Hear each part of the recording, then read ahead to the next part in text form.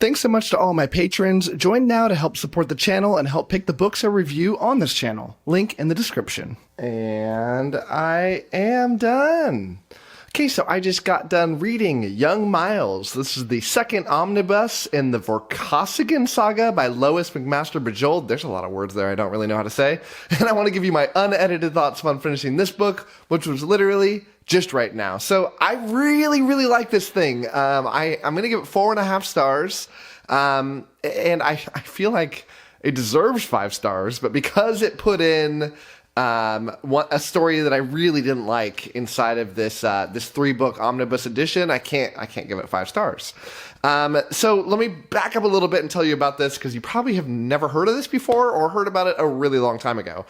Because all of these books in this Vorkosigan Saga were written in the 80s, I think. Maybe some like blended into the 90s. But a lot of them were written in the 80s. And I think it's kind of got like a cult following, but it never reached those enormous heights that some other series did. And it's kind of fallen out. I don't see any other booktubers really talking about this thing. Even looking up, before I read this, just looking up, what some of my friends have said in reviews, I really didn't have any. And normally when I look up a book, I'm like the 50th, fantasy booktuber to get to it. So that was a little bit of a shock. And so, I read this thing because somebody won my TBR contest twice, and they recommended this to me. And I was not looking forward to it, I gotta be honest with you, because I've never heard of it before. And typically when I've never heard about something and somebody raves about it, I end up realizing when I finish it, there's a reason that nobody really talks about it. And there's a reason I had never heard about it. And I had some faith in it, because the person who recommended this to me ended up just going and asking Christopher Ruocchio what I should read. Christopher Ruocchio, the author of The Sun Eater, which is one of my favorite series, and Christopher Ruocchio said that I should read this, specifically this Young Miles book. Now, Young Miles, this whole series is very odd, and I'll talk about the series itself, but I got to tell some backstory here, because the books are written in an insane order, where like a lot of people say you should read, the second book first, and then like the 6th book and the 7th book, and it's just like, it's all over the place. And I think what I heard was that the author kind of published these books and had to do it because of the publisher and the order they did, but there's better ways to read it and multiple ways that you could read the stories. And so I read the second omnibus first, which was great. I have not read the first one, but from reading this, it felt like I just got dropped into this world. It made a lot of sense, because you get to meet this kid Miles, and all these stories about Miles, and it tells the story, his first story, which is the warrior's apprentice, and then kind of goes on in a chronological way talking about his life, because the series talks about multiple different main characters, but I think Miles is like the fan favorite, which is kind of why I got dropped into this one. I love that Christopher Ruocchio recommended this, because as reading it, I got such strong Sun Eater vibes, and it became very clear to me very quickly that Christopher got a ton of inspiration from this series. There's no rip-off stuff, but like one of the characters, he writes this character Lorien, which is pretty clearly inspired by Miles, but just kind of the whole tone of the books. Well, I don't know about tone, but the scope of the books and the way that she tells the story is very similar to the way Christopher tells the story. The tones are very different. It felt like a light-hearted Sun Eater. Sun Eater that wasn't that was fine being, not this huge epic scope, that wasn't talking about these really depressing themes that Sun Eater does, and just wanted to have a good time and tell a fun adventure tale. And that's what I got here. So this was split up into 3 stories. I would say it was like 2 small books, maybe novellas. I feel like it's in that bridge between novella and small book, in one pretty short story. Not like 20 pages short story, but pretty short. And yeah, so I'll talk about them in order. So the first one I read was The Warrior's Apprentice, and this is book number 2 in the series. But again, read it first.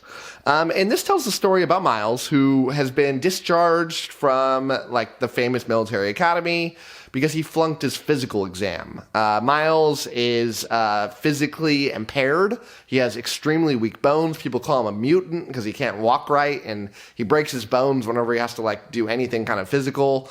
But he's incredibly, incredibly smart. And after he gets discharged from this military academy, he ends up going on this crazy adventure where he ends up like taking possession of a ship and convinces them all that he has a huge force, and ends up almost accidentally starting an enormous military, like mercenary force that gets so big that it becomes almost treasonous to the empire. It's a really funny concept, and these books are pretty funny. It's not like laugh out loud, Discworld type jokes. But the way that it's written, it does get a big smile out of you a lot, and some good chuckles because of the way that the situations that Miles finds himself in. So that's what the first book was about. The second book was The Mountains of Mourning, is book number 5.1. So it's the book, if you read them in the order they were published, it would be the first small book after the fifth novel. And this one involves Miles. Miles is now in his 20s. Maybe he's 20, but he's like in his early 20s. And he gets sent to this small little village to end up investigating the murder of like an infant.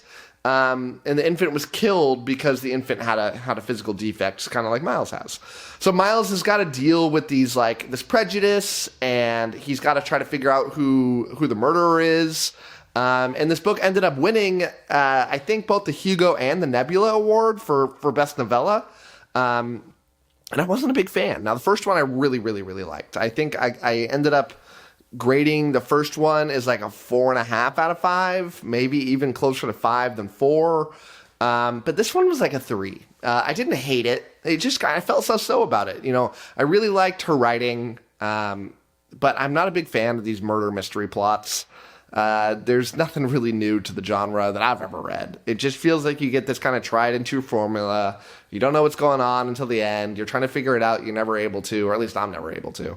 And it was so short that it just kind of got there really quickly, and it didn't grip me.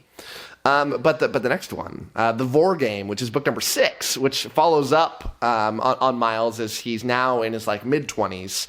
And this was the cream of the crop.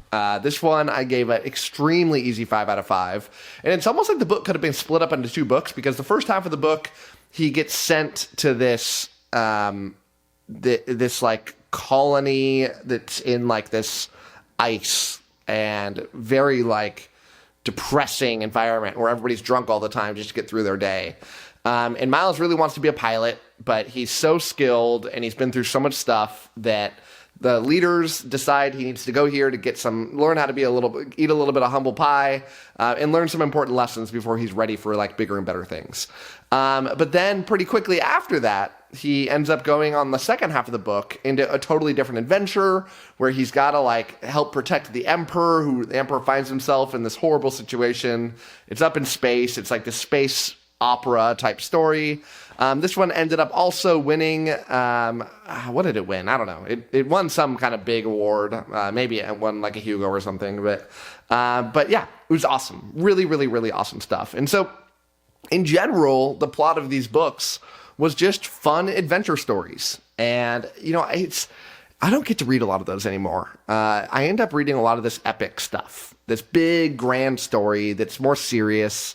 You might get some fun stuff involved in it, but this just felt like I was watching, a fun action-adventure story. And every now and then I need that kind of stuff. I feel like I've been missing these lighthearted reads ever since I finished up reading all the Discworld books. And I find myself really excited to have a series that I can just kind of, every now and then, after reading a really big old book, I don't even really have to plan for it too much. Just throw it in. It's just like 200, 300 pages. It just freshen things up a little bit, tasting a little ginger before I take my next bite of sushi. And but I love that whole tone of the plot. I feel like the world building here, even though I just described myself as really liking these epic stories, this one's almost like this very strange mix of shallow and grand. And I don't mean shallow in a negative sense. It's grand because it involves, many different planets. It's got this whole political structure that you're supposed to kind of loosely understand. It's got all these other planets being involved. It's got different, societies and different, governmental organizations that have control of different sectors of the universe, that are all vying for control and these interconnected politics. And so in its essence, a very grand, overarching plot. But it also doesn't get too much into that. It's really just telling the story about Miles. And so it does feel like it blends these two kind of things. I enjoyed it for what it is. It'd be kind of ridiculous to sell this huge, epic world building and these really short little reads. But it does that. It gives you that sense that there is this bigger world, but we're not going to go too far into it because we have a story to tell. We don't have a lot of pages. So I appreciated that. I felt like the science fiction elements here, normally in this section of the video, I talk about fantasy elements. Here, it's a science fiction book through and through. There's no magic here. So it's definitely not a fantasy. Like, Sun Eater has very clear magic elements to it that makes it a sci-fantasy. This one's very strictly sci-fi. But it's enjoyable. It's nothing groundbreaking. Maybe it was at the time, but I don't think it is, because I feel like I've read books older than this that did similar things involving space travel. But yeah, it's science fiction stuff's good, especially in the Vor Game. I really enjoyed the innovative approach to this little planet that they started out on, where there's these very interesting environmental elements called the 𝐬𝐻𝑚 that'll come. It's like crazy storms that I feel like Sanderson kind of ripped from in Stormlight. Maybe not even intentionally, and I shouldn't say ripped because it's a very easy concept to think of. But just really fun, made you feel like you're on a totally alien planet. And so that worked really well. The characters. I gotta talk a little bit about the characters, because the characters are insanely well done. I have to read more, but it feels like it's some of the best character writing that I've ever read. It feels up there with like the Robin Hobb type of writing. I'm so invested in these characters. They all have complex aspects to them that make them feel so real. And every character that's introduced doesn't feel like it's filler. It doesn't feel like they're there just to be a name. They're there for a purpose. And I just love the way that this author, Lois McMaster Bujold, that's way too long. Should I just say Bujold? I don't even know if I'm saying that right. But it's just, she does such a good job with the character writing. If you're gonna read this just for that, I think you'd have a good time. But you get all these other elements too that make it truly enjoyable. Clearly it's centered around Miles, but you get these other awesome characters too that totally buck the normal tropes that you would expect. I'm talking a little bit of spoiler here because these books are so old and I don't think I'm ruining plot points.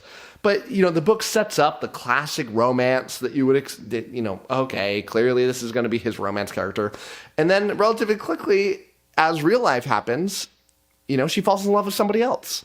Because that's how life works sometimes. And that's how complex characters work that aren't in a book. Most of the time. It's not fairy tale. And I love that about this, especially with the more lighthearted nature to it. It just works so amazingly well. In terms of prose, I feel like it's very well done. It's nothing that's going to blow you out of the water, but it's clearly above average. At least for me. Obviously, prose all these things are super subjective, so I don't need to clarify that. All my opinions. None of these are facts, except for the character writing thing. That's fact. But yeah, prose is good.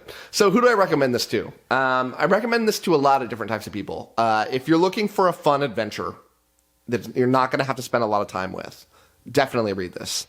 If you are a fan of Rocchio's, like I think a lot of people that watch my videos are, this is mandatory reading. If you are a sci-fi fan, mandatory reading. I feel like if you are strictly in the fantasy realm and you don't like sci-fi, you're probably not going to like this. I'm Matt's Fantasy Book Reviews. Clearly, fantasy is my bread and butter. And as I started this channel, I had a lot of bias against sci-fi, and I tried reading some. I never liked it. People were like, "Why do you even try it? You're not going to like it." I kind of like sci-fi a lot. It feels like most of the sci-fi stories I'm reading lately, I end up really enjoying. And I'm finding there is a very obvious reason why fantasy and sci-fi are bunched together in so many different bookstores and online, and a lot of the themes and the way things are written are extremely similar, and it just really works for me. But if you're just a strictly fantasy person, then maybe you're not going to like this either. But maybe you will. Maybe you got to give it a shot. So yeah, this is great stuff. I can't wait to throw these. I'm probably not going to read the omnibus in the future. I'm probably going to read individual stories. I've seen like a cool reading chart that shows out the right way to read these things, or a good way to read them, so that I'm probably going to stick to. So you're probably going to see me doing a review of one of these books every now and then, every few months. Just read a little palate cleanser. Should be a good time. So thank you for watching this 15-minute review. Went a little longer than normal. I appreciate it. And as always, happy reading to you. Thanks again to all of my patrons, with a special shout out to my Ascendant tier and Librarian tier patrons: Anna G, CJ, Doust, Darren, Gil, Gregory, JD, Jonathan, Nathan T, Nev's Book Channel, 𝗏𝗏𝗏, Ron Reich, Russell, Ryan L, Sydney Baker, Tay C, Tahir, Tommy, Zion, Anna, Andra, Blair, Brock, Evan, Joe UK, Kat Mick, Michael Sugarman, Philippe, Sky, and Wacky. Thanks for sticking to the end of this video, and if you want to watch some more content from my channel, click over here and I've got some good videos for you. Thanks so much.